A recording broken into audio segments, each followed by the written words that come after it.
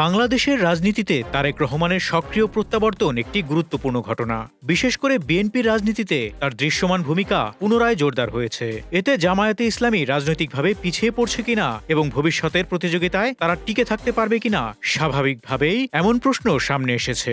এই প্রশ্নের উত্তর একমাত্রিক নয়, বরং রাজনৈতিক বাস্তবতা, জনসমর্থন, সাংগঠনিক শক্তি ও কৌশলগত অবস্থানের আলোকে বিশ্লেষণ করা প্রয়োজন। প্রথমত, তারেক রহমানের ফিরে আসা বিএনপির ভেতরে নেতৃত্বের শূন্যতা অনেকটাই পূরণ করেছে। দীর্ঘ সময় ধরে বিএনপি কার্যত দুর্নিয়ন্ত্রিত নেতৃত্বে চলছিল। তারেক রহমানের প্রত্যাবর্তনে দলটি এখন তুলনামূলকভাবে বেশি সংগঠিত, আক্রমণাত্মক এবং আত্মবিশ্বাসী। এর সরাসরি প্রভাব পড়েছে বিরোধী রাজনীতির মাঠে, যেখানে আগে জামায়াত একটি গুরুত্বপূর্ণ শক্তি হিসেবে নিজেদের অবস্থান ধরে রাখার চেষ্টা করছিল। তাই বিএনপি শক্তিশালী হলে জামায়াতের জন্য রাজনৈতিক স্পেস সংকুচিত হওয়াই স্বাভাবিক। দ্বিতীয়ত, জামায়াতের রাজনীতি ঐতিহাসিকভাবে বিএনপির সঙ্গে জোট নির্ভর, কিন্তু জোটের রাজনীতিতে সবসময়ই বড় দল সুবিধাভোগী হয়। তারেক রহমানের নেতৃত্বে বিএনপি যদি এককভাবে রাজপথ ও জনমত নিয়ন্ত্রণে সক্ষম হয়, তাহলে জামায়াতকে আর অপরিহার্য মিত্র হিসেবে দেখার প্রবণতা কমে যেতে পারে। এতে জামায়াতের দর কষাকষির ক্ষমতা দুর্বল হওয়ার আশঙ্কা রয়েছে।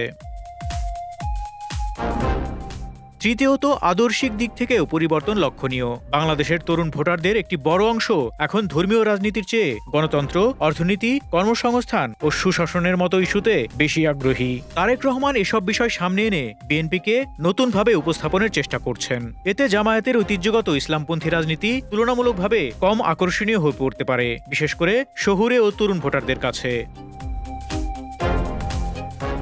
আবার জিয়া পরিবারের প্রতি বাংলাদেশের মানুষের এক প্রকার আবেগ রয়েছে। বিশেষ করে খালেদা জিয়া আপসহীন নেত্রী হিসেবে সব শ্রেণী পেশার মানুষের হৃদয়ে জায়গা করে নিয়েছেন। তার জানা যায় লাখ লাখ মানুষের উপস্থিতি এদেশের জনগণের ভালোবাসারই বহিঃপ্রকাশ, যা বিএনপির রাজনীতিতে একটি বড় পাওয়া। তবে এর মানে এই নয় যে জামায়াত পুরোপুরি পিছিয়ে পড়েছে বা ভবিষ্যতে টিকে থাকতে পারবে না। জামায়াতের একটি সুসংগঠিত ক্যাডার ভিত্তিক কাঠামো রয়েছে, যা তাদের বড় শক্তি। সামাজিক ও ধর্মীয় নেটওয়ার্কের মাধ্যমে তারা এখনো একটি নির্দিষ্ট সমর্থক গোষ্ঠী ধরে রেখেছে।